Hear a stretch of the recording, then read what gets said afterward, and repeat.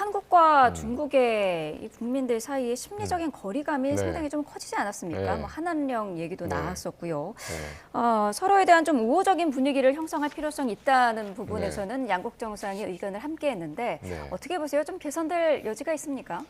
네, 뭐 저는 그래도 어쨌든 이번에 방중을 통해 가지고 중국 내 이러한 언론들에 나온 것들을 제가 어제 스크린을 좀 했는데 네. 이재명 대통령에 대한 호감도가 되게 많이 높아졌고요. 어, 그리고 이제 참고로 말씀을 드리면 뭐 지난 윤석열 정부 때 한중 관계 워낙 좋지 않지 않았습니까? 소위 가치 외교 뭐 이런 것들을 통해서 한중 관계 불편을 했었던 건 사실이고, 네. 근데 어쨌든 지금 우리 정부가 얘기하는 것이 국익 중심의 실용 외교라는 그런 것들, 그러니까 어느 한 국가에 편중되는 것이 아니라 모든 주변 국가들과 우호적인 관계를 맺겠다라는 그런 노선을 얘기하고 있어서 이제 그런 측면에서 중국에서도 되게 한국에 대한 이제 입장이 많이 변화되고 있는 것 같고요. 그리고 기본적으로 지난번 대선 때 이렇게 살펴보면 중국이 이재명 대통령에 대한 호감이 좀 많은 것 같습니다. 네. 국민들의 인지도가.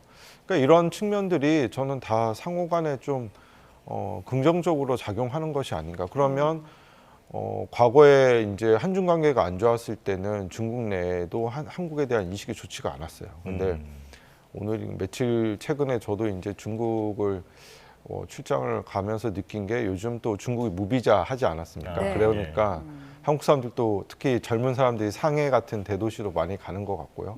그리고 중국도 관광객들이 요즘에 많이 오는 것 같아요. 뭐 비행기 보면 중국 관광객들 꽉 차 있고. 네. 그래서 이런 것들이 저는 기본적으로 뭐 당연히 이제 그렇다고 뭐 이게 하루아침에 확 그렇게 되기에는 좀 이제 시간이 필요하겠지만 그래도 지금 분위기는 전반적으로 되게 긍정적인 분위기로 지금 흘러가고 있는 것 같습니다. 그래서 네. 앞으로 우리가 이런 흐름을 잘 살려서 인적 교류라든지 경제 협력 같은 것들을 우리가 앞으로 잘 만들어가는 것이 되게 중요한 것이 아닌가 좀 보여집니다. 네. 그렇다면 한한령도 해제가 되는 것인가 이런 기대감이 들 수밖에 없는데 경제사절단도 MOU를 체결했다고 하고 그리고 네. 양국 정상도 네. 문화 콘텐츠 교류를 확대하자 네. 이런 언급까지 나왔는데 네. 한한령이 어떤 공식 조치는 아니잖아요. 네. 그렇죠. 그래도 존재하는 게 사실인데 네. 앞으로 분위기 좀 좋아질 수 있을까요?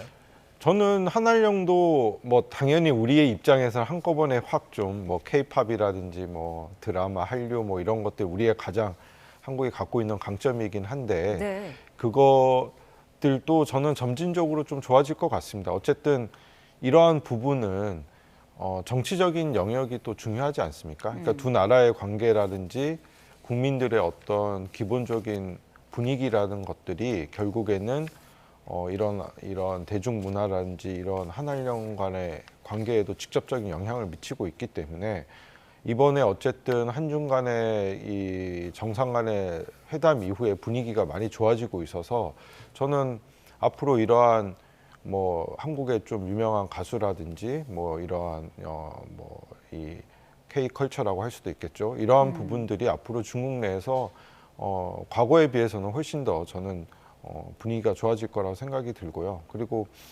요즘 보니까 이제 한국 뭐 화장품이라든지 여러 가지 패션이라든지 이러한 것들이 중국의 젊은 특히 여성들한테 인기가 많은 것 같습니다. 네. 그래서 이번에도 뭐 펑리위엔 여사한테 K 화장품인가 선물했다고 하더라고요. 미용기기. 예, 미용기. 그러니까 이러한 것들이 한국의 이 중국 내에 있는 그런 이미지가 저는 그런 이미지를 많이 갖고 있어서 저는 앞으로도 분위기가 많이 그런 부분도 많이 이제 크게 좋아질 것 같습니다. 기대는. 네.